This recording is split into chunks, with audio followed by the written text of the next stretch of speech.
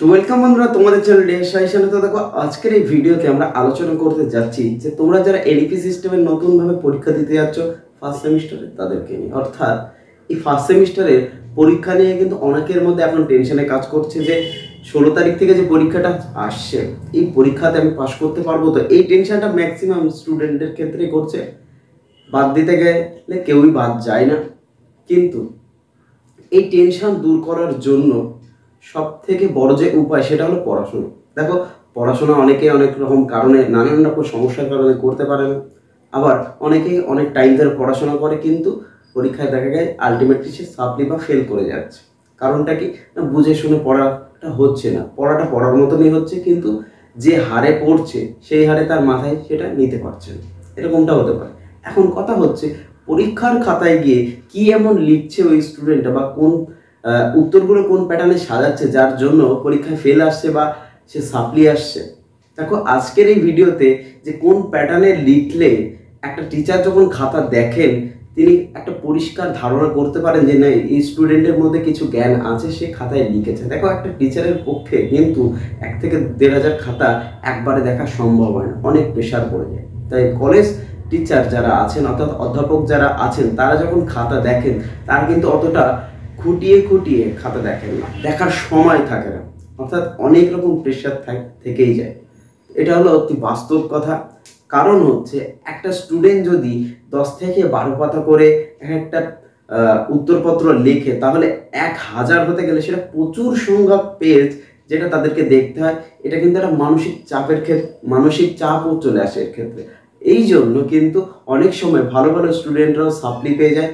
এমনও হয় যে অনেক অনেক স্টুডেন্ট যারা সাপ্লি পাওয়ার যোগ্য তারা অনেক সময় পাশ করে বেরিয়ে যায়। তাহলে এখন কথা হচ্ছে যে আমি কিভাবে লিখলে আমার উত্তরটা সব থেকে বেস্ট হবে অন্যদের থেকে, এবং টিচারের নজরে পড়বে যে আমি কি লিখেছি। অর্থাৎ স্বচ্ছ ভাষায়, স্বচ্ছ হাতের লেখাতে একেবারে হেডিং করে করে বা আন্ডারলাইন করে করে দেখিয়ে দিতে হবে যে আমি কি কি লিখেছি বা কি বোঝানোর চেষ্টা করছি সেই টিচারকে।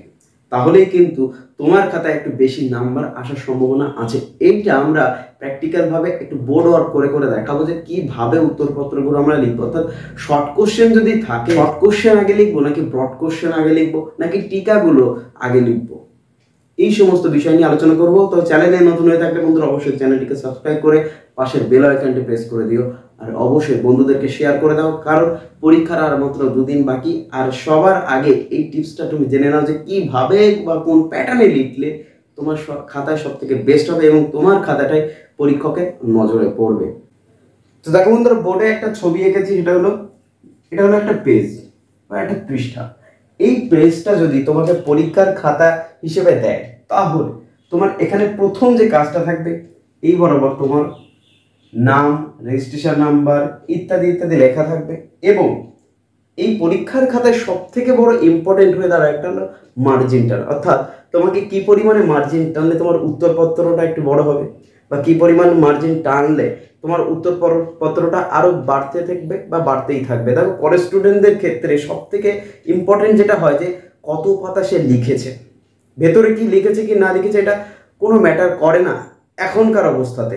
আগে করতো, এখন কি কত পাতা লিখেছে, কত বেশি পরিমাণে সে লিখেছে সেটাই দেখা হয়। তো দেখো, এখানে এটা যদি একটা পেজ হয়, উত্তরপত্র হয়, তাহলে মার্জিন যেটা কাটবে তুমি সেটা একটু বড় করে কাটবে, যার দ্বারা এখানে যদি তুমি কিছু লেখো ABCD কিছু যদি তুমি লেখো, তাহলে সেই জায়গাটা যেন ছোট হয়ে যায় এবং উত্তরপত্রটা যেন আস্তে আস্তে আস্তে আস্তে বাড়তে থাকে। ঠিক একইভাবেই নেক্সট পেজে যখন চলে যাব আমরা এতটা পরিমাণেই দাগটা কাটবো মার্জিনটা। অর্থাৎ মার্জিন সবসময় বড় করে কাটার চেষ্টা করবে। কারণ এর আরেকটা কারণ হচ্ছে, সেটা হলো এইখানে যদি কোনো তোমার এখানে উত্তর সঠিক হয়, তাহলে এই নাম্বারটা কিন্তু সবসময় বাদিক থেকে প্লাস প্লাস করতে যাওয়া হয়। অর্থাৎ তুমি যদি 1 পাও প্লাস করা হবে, 2 পেলে প্লাস করা হবে, এইভাবেই কিন্তু কোশ্চেন নাম্বারগুলো বাদিক থেকে দেওয়া শুরু হয় আর কি।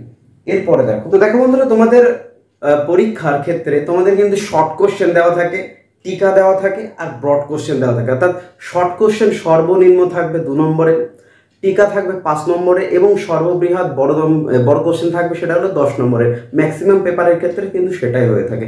অন্যান্য 2-1টা বিষয় আছে যে ক্ষেত্রে একটু আলাদা। এখন কথা হচ্ছে, যদি শর্ট কোশ্চেন থাকে তাহলে সেটা আগে লিখবো না সেটা সব থেকে পরে লিখবো।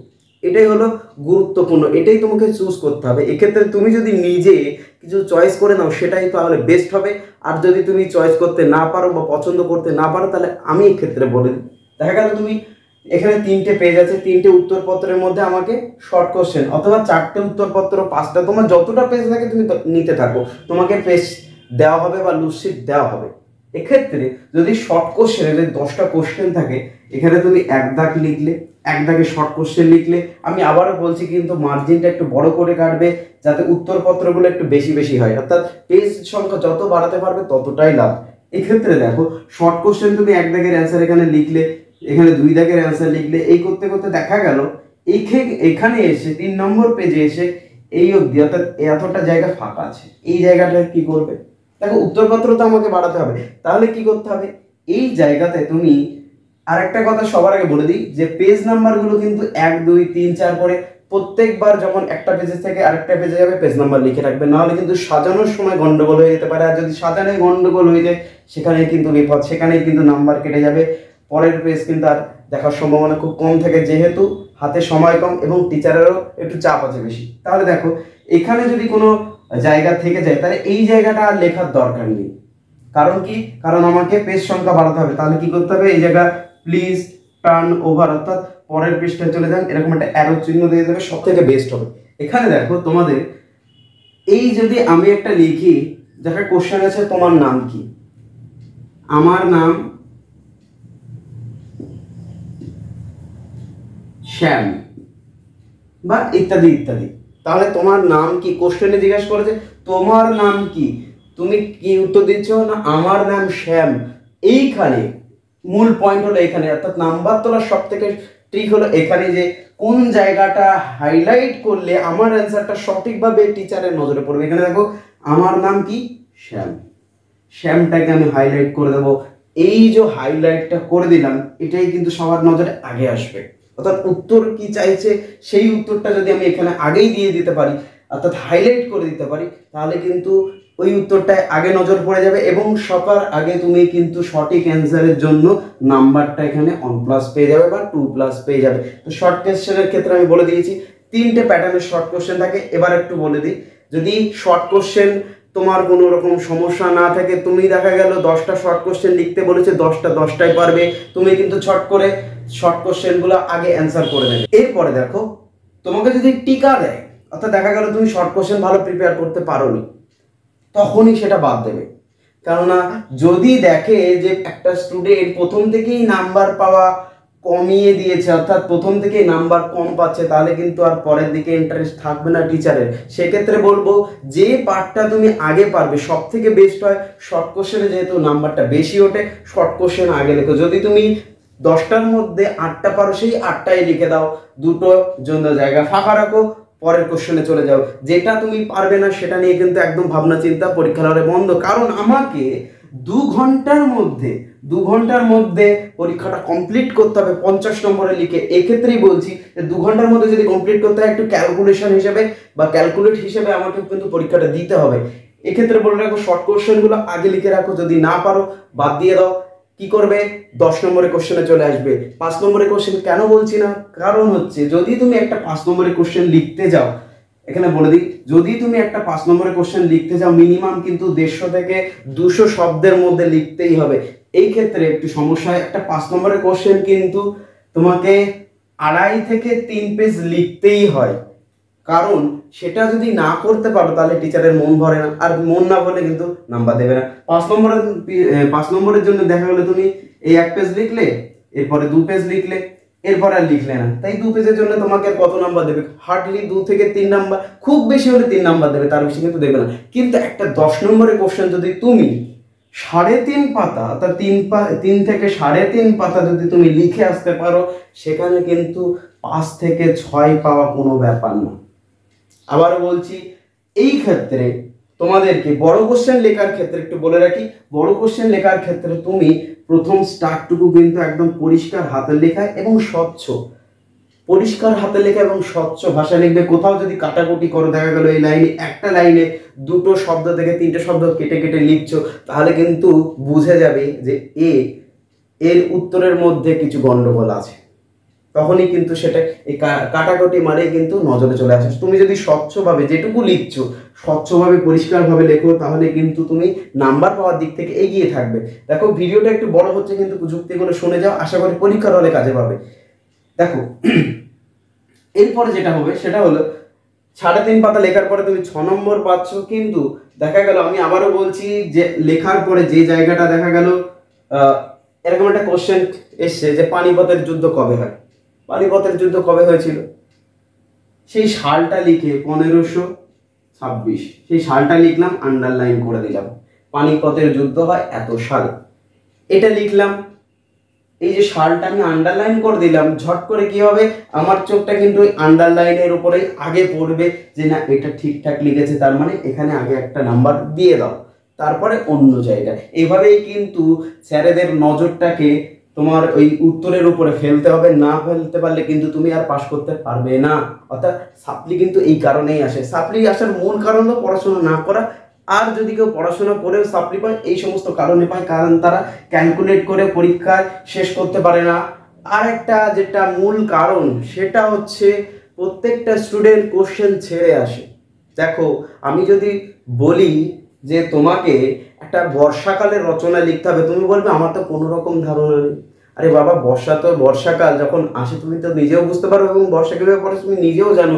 সেই বিষয়ে যদি 2-4 লাইনও জ্ঞান থাকে, তুমি লিখে দিয়ে আসো, ওর উপরেই তুমি নাম্বার পাবে। একটা কোশ্চেন অ্যাটেন্ড করা মানে 1 থেকে 2 নাম্বার এমনি পেয়ে যাও।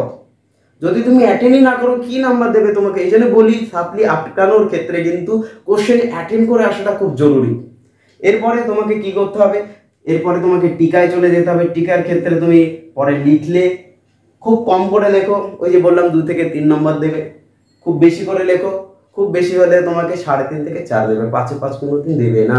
10 নম্বরের ক্ষেত্রে তুমি কোনোদিন 10-এ 10 পাওয়ার যোগ্যতা রাখবে না, কারণ হচ্ছে টিচারদের মন ভরে না এই উত্তরে। অর্থাৎ এক একজন টিচার এক এক রকম উত্তর পেলে তারা খুশি হয়। তো যদি কোনো রকম উত্তর তুমি লিখে তাকে খুশি করতে পারো, অবশ্যই তুমি পুরো নাম্বারটাই পাবে। আর যদি না পারো তাহলে কিন্তু নাম্বার পাবে না। এই জন্য বলছি খুব ভালো করে মন দিয়ে উত্তরপত্র সেট করে। তাহলে 1 নম্বর কি বললাম, 1 নম্বর বললাম প্রথমে শর্ট কোশ্চেন থেকে শুরু করো। এরপর দেখা গেল 7টা কোশ্চেন লেখার পরে আর 3টে মনে পড়ছে না, আমি কি করব, শর্ট কোশ্চেন ছেড়ে এবার বড় কোশ্চেনের দিকে চলে যাবো। অর্থাৎ 2 নম্বরে তুমি 10 নম্বরের কোশ্চেনগুলো লেখা শুরু করে দাও। 10 নম্বরের কোশ্চেন যখন লেখা শুরু করবে, দেখা গেল একটা হচ্ছে আর হাফ লিখতে লিখতে মনে পড়ছে না, তখনই সেটা ছেড়ে বেরিয়ে আসো। এবার চলে যাও তুমি 3 নম্বরে, কি না 5 নম্বরের টিকার জন্য। দেখা গেল এই টিকার জন্যও আমার অত্যাধিক সময় নেই, তখন টিকাগুলোর লেখাটা একটু শর্ট করে দিয়ে এসে যেই জায়গাটা আমার গ্যাপ ছিল, এবার চলে যাবে তুমি শর্ট কোশ্চেনে। কেননা শর্ট কোশ্চেন দেখা গেল 3 থেকে 4 নম্বর লিখলে পরে আমি 2 নম্বর পাচ্ছি, তাহলে এখানে আমি বড় কোশ্চেন লিখতে তো তোমাকে হবেই। দেখো 3 থেকে 2 লাইন লিখে যদি 2 নম্বর পাওয়া যায় সেটা লাভ বেশি, নাকি 3 পেজ লিখে 2 নম্বর পাওয়া যায় সেটা লাভ বেশি? এইখানে কিন্তু ছাত্ররা একটু গন্ডগোল করে ফেলে। তো শর্ট কোশ্চেনের দিকে সব থেকে বেশি নজর রাখতে হবে এবং পড়াশোনা করতে হবে। তো দেখো এরপরে যে 10 নম্বরের হাফ লেখা বাকি ছিল, এই হাফের দিকে একটু নজর দেবো, আর একটু লিখে আসবো। দেখা গেল আর কিছুই মনে পড়ছে না, আমার তো টাইম সীমিত, একদম ওটা বাদ দিয়ে পরের প্রশ্নে চলে যাও। দেখা গেল এইখানে যেটা আমি করেছিলাম, এখানে আরেকটু বেশি করে লিখলে পরে আমার আরেকটু নাম্বার ওঠা যাবে বা নাম্বার উঠবে, তখনই আমি এটা লাস্ট ফিনিশিং দিয়ে চলে আসব। তো এইভাবেই যদি তুমি করতে পারো পরীক্ষার হলে, অবশ্যই কিন্তু তুমি সাপ্লি থেকে আটকে যাবে এবং পরীক্ষায় ভালোভাবে পাস করে যাবে। আর বললাম লেখাগুলো পরিষ্কার স্বচ্ছ ভাষায় লিখবে, স্বচ্ছ হাতে লেখাতে লিখবে, আর লিখে যে জায়গাটা ইম্পর্টেন্ট সেই জায়গাটা আন্ডারলাইন করে দেবে, দেখবে যাতে ভালো হবে। আর যদি কেউ পারো ডবল কালি ইউজ করো, অর্থাৎ নীল কালো দিয়ে হেডিং করে, এ থেকে কি হয়, এতে আরো সময় বেশি চলে যায়। তাই ম্যাক্সিমাম স্টুডেন্ট কি করে না, 1 কালি দিয়ে লিখেই কিন্তু হেডিংটা করে দেয় বা আন্ডারলাইনটা করে দেয়, যে ক্ষেত্রে সবার আগে নজরে আসে। 2টো কালি দিয়ে লেখার মানে হলো যে আমি যেটা লিখছি সেটা যেন সবার নজরে আসে। এটা যদি আমি করতে না পারি, দেখা গেল আমার হাতের স্পিড ভালো আছে, লেখার স্পিড ভালো আছে, সে করতে পারে। দেখা গেল যে একটু স্লো, অর্থাৎ লেখার দিক থেকে যে একটু কম এগিয়ে, সে কিন্তু এই 1টা কালি দিয়ে লিখে কিন্তু আন্ডারলাইন করে দিতে পারে, তাতে তার উত্তরটা নজরে আসে। তো এরকমই ভিডিও দেখতে অবশ্যই কিন্তু চ্যানেলটিকে সাবস্ক্রাইব করে পাশের বেল আইকনটি প্রেস করে দিও। আর অবশ্যই 16 তারিখের থেকে তোমাদের পরীক্ষা শুরু হচ্ছে। তো সবার জন্য, পরীক্ষার জন্য সবাইকে শুভকামনা রইল। সবাই খুব ভালো করে পরীক্ষা দেবে। Best of luck. দেখা হচ্ছে আবার পরের ভিডিওতে।